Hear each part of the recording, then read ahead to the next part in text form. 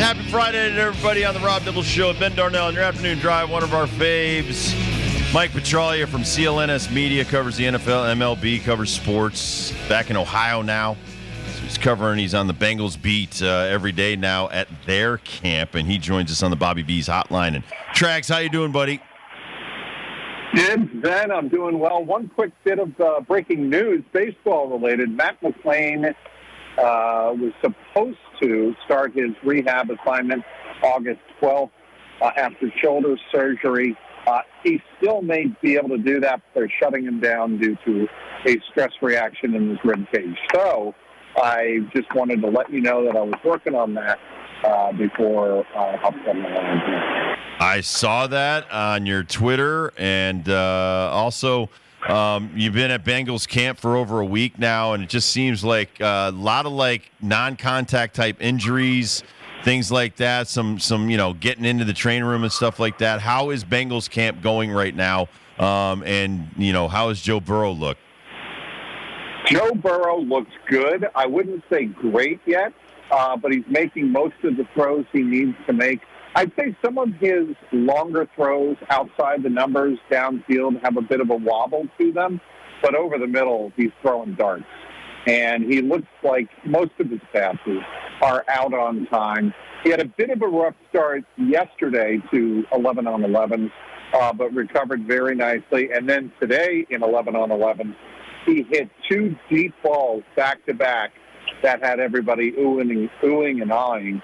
One was to Charlie Jones over rookie Josh Newton down the right sideline, actually right in front of me. I posted that video on Twitter. And the second ball was immediately after that, a go ball to Shedrick Jackson, a second-year player out of Auburn. And he is the great-nephew of, got a guess, Rob? No. Who? Bo Jackson. No way. We just talked about They both nephew. went to Auburn. Yeah, he's a great-nephew of Bo Jackson. And they both went to Auburn, and he's a delight to talk to. And he has actually made several plays. And matter of fact, Joe Burrow talked about him in the spring at OTAs and a little bit in minicamp about how hard he's worked to get up to speed and really be a contributor with guys like, well, at that time, T. Higgins sitting out and Jamar Chase sitting out and, now sitting in camp. But they need guys to step forward, and some of these first and second-year players are getting opportunities. What will be the preseason plan for Burrows? He will play. That is what Zach Taylor has suggested or has said. He has actually come out and said that. I think trying to let Burrow get acclimated to the thought of finally being back in a game. They saw what happened last year when he didn't have any preseason reps, and yes, he was dealing with the calf injury. But they want to see Joe Burrow up and running a lot faster this year than they have in years past. And I think that is something that will put Joe Burrow's mind at ease a little bit, even though he's a tremendously talented top 5 caliber quarterback, no question, in the NFL. I think if you get on the field, go through some meaningful reps, it will make a difference to him. And I think he'll go into the season feeling like, okay, now I know I'm healthy. I can, fire the ball into a tight window if I need to with my wrist having, healed itself, 80 to 90% or whatever number you want to put on it. It just gives Joe Burrow a peace of mind. So I would expect not only Burrow, but most of the starters, except for Jamar Chase, to be playing in that game a week from Saturday. Talking to Mike Petraglia from CLNS Media. I wanted to ask you the obvious question. He's got blonde hair now, and everybody keeps talking about that. Whoa. But his teammates said he put on a little bit of weight. He looks a little bit more muscular this year. How is that because of his injury, or just he's getting a little bit older and he knows what it takes to be an NFL quarterback? I think more of the latter. I think he knows that he's going to take hits. It is the NFL, but I think he wants his body to recover. I think he just feels like he wanted to be stronger.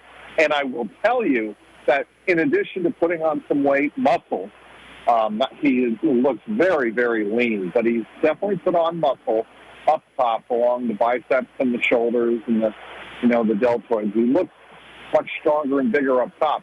He's scrambling and moving around as good as I've ever seen him move in training camp. And I think that is a really good sign for a guy that has underrated mobility skills, if you ask me. The guy can make plays with his legs. And I don't think people talk about that with Joe Burrow enough. And I think, he's shown the ability to be very athletic in and outside the pocket. And he certainly exhibited that in training camp so far. We had the first taste of the new kickoff last night, Texans-Bears preseason game. What were your thoughts of the new kickoff, and what have you heard from coaches and players and even some other media members on their thoughts of the new kickoff? They've got to get the timing down, and I think you see players leaving a little bit early, and if the NFL is going to enforce that rigid, you're going to have penalties every single time these guys leave after the ball is snapped, or right before the ball is kicked. And that is going to be something the NFL, I think, has to sit down with the officials and I don't know, they come up with some type of plan to allow these players to get used to it. Maybe it's, a little bit of being a little lax, a grace period, if you will, with how they're enforcing it. And we've seen that in other sports, and I think, showing a little bit of a grace period to these guys getting used to a drastically new rule would not be a bad idea, just for the integrity of the game and the watchability of these games, which obviously the NFL is very concerned about. They don't want stoppage of play after every single kick. So the other thing I would tell you is that special teams coaches are going to see how much these kickers get involved in tackling. And if they think that their kickers are being placed in harm's way, they're going to say, screw it. We'll kick it into the end zone. And instead of starting at the 25, we'll start at the 30 and carry about our business. Mike Petraglia from CLNS Media. He also does Jungle Roar podcast, Code Reds podcast. Check those out. Wanted to ask you about some of these new Cincinnati Bengals, including, this is my man right here, Amarius Mims, 6'7" out of Georgia, number 1 pick for the Bengals. Yep. I know he hurt his neck a little bit, but tell me about this guy who's on the right side of the offensive line protecting Joe Burrow back. Joe Burrow's back. Well, Joe Burrow yesterday said that Amarius Mims, in terms of his talent, his preparation, and his work ethic so far, quote-unquote, A+. For Joe Burrow to come out and say that about a rookie who hasn't even taken a snap in a preseason game says something to me. And I asked T. Higgins about that, and he's like, look, Joe Burrow has been hit a lot in his career here in Cincinnati. And for Burrow to come out and say that right away about a kid who hasn't played in the NFL yet, he has got a bright future in front of him. And his teammates know it, his coaching staff knows it, but there's a humility about Amarius that is very, very refreshing. And I think I'm fascinated to see how consistent can he play. I went into the offseason, guys, thinking, well, Trent Brown's their starting right tackle, there's no question. I no longer feel that way. I think Amarius Mims is showing coaches that he's putting the work in off the field as much as he is on the field. And I think right now it's a little better than 50-50 that he's the starting right tackle for the Bengals when they open up against the Patriots on September 8th. Speaking of the Patriots, and that's the place you used to hang out during these times of the summer, a little bit of a quarterback situation I don't know if you're keeping up with. Now, right now, slotted at the 1 spot is Jacoby Brissett, followed by him at the 2 spot, pick number 3 overall, the 21-year-old Drake May. However, in the 3rd slot for the quarterback, 24-year-old Joe Milton III has been turning heads, and everyone is talking whether Joe Milton or Drake May. Now, Joe Milton, pick 193 versus Drake May, pick 3.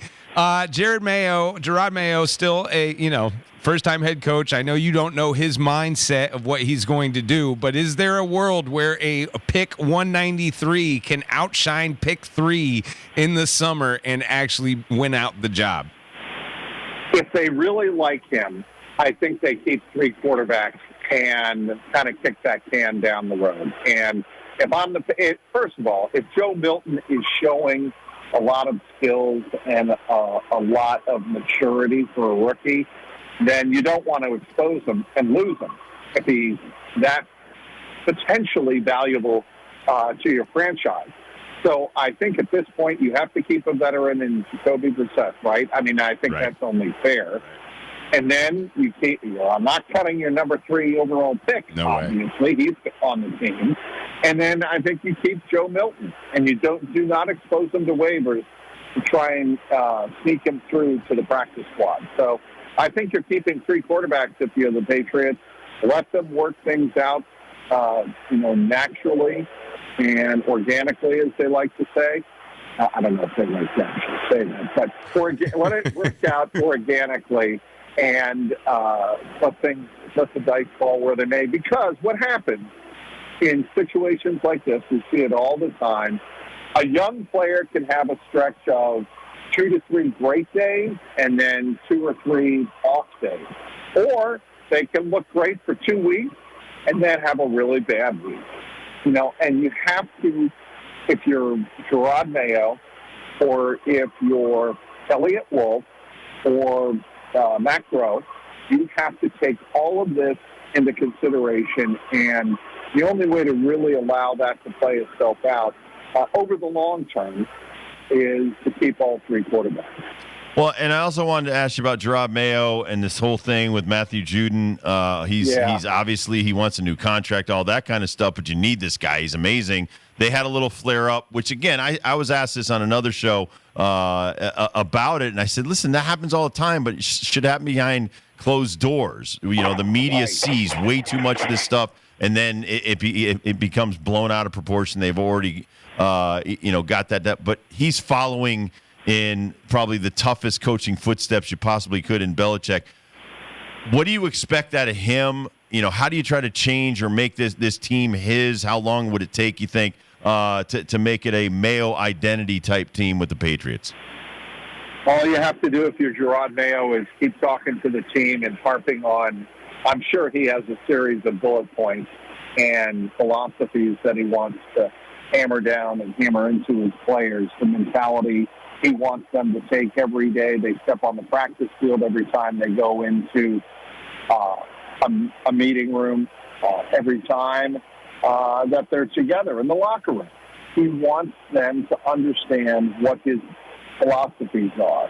And as long as you communicate that to these players and stay in their faces, and you don't have to be buddy-buddy with them. That's not what I'm talking about. But you do have to understand, or you do have to convey a message to your players that you understand them. And yes, in this particular case, you can relate to them since you played at a very high level. And if you're Gerard Mayo, I think if you do that, you'll be fine. This was Matthew Judon testing the limit. He's 32. He's looking for perhaps that parachute contract that'll, carry him, maybe even a final contract that will carry him toward the end of his career. And, he looks at a situation in New England that's certainly in transition. They're certainly very, very low expectations this year. So Matthew Judon is trying to take care of Matthew Judon. That's fine. But to your point is, you just don't do that in public. Nope. And Judon knew what he was doing. He didn't do that by mistake. He wanted to make this very public to force Gerard Mayo's hands and Matt Groh and Elliott Wolf. He wanted to force them to address the issue with him. That's what it was all about. Taking you back to baseball real quick before we get you out of here. Can you give us more on the Frankie Montas departure during the trade deadline? Frankie Montas was a Yankee in A, and he really found a spot in the Reds, and he's now a Brewer, but he's on his way out of the Reds. He said he's going to come back. He's like, he loved being there. Can you give us more on just that deal, how it went down, and just this kid, and will he ever come back to the Reds? Yeah, I think he could come back to the Reds. I think what he said after the trade the other night was very genuine. I was in the clubhouse with him, in the press conference room with him, and he developed a very close bond with Hunter Green and several other young pitchers on the Reds pitching staff, and they looked at him as a big brother. Well, if you feel like you're loved and you feel valued by teammates who view you as almost like a family member, then, yeah, you do want to stay there because people care about you. People want you around. And that's the kind of feeling that Frankie Montas had when he was with the Reds. And, you know, the Reds made a business decision here in trading him. I don't blame them at all for making that move because they were trying to build some.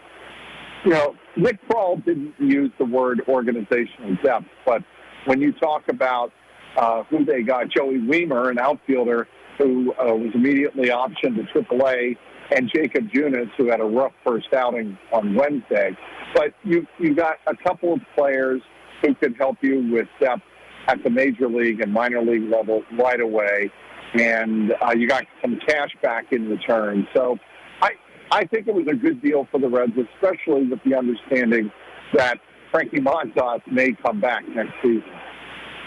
Trags, always great to catch up with you, my man. I know you've had some weather issues in the last few days. Please stay dry and safe. And as always, our best, my friend. Be well. All right, Dib. Thanks, Ben. Thanks, Dib. Thank you, Trags.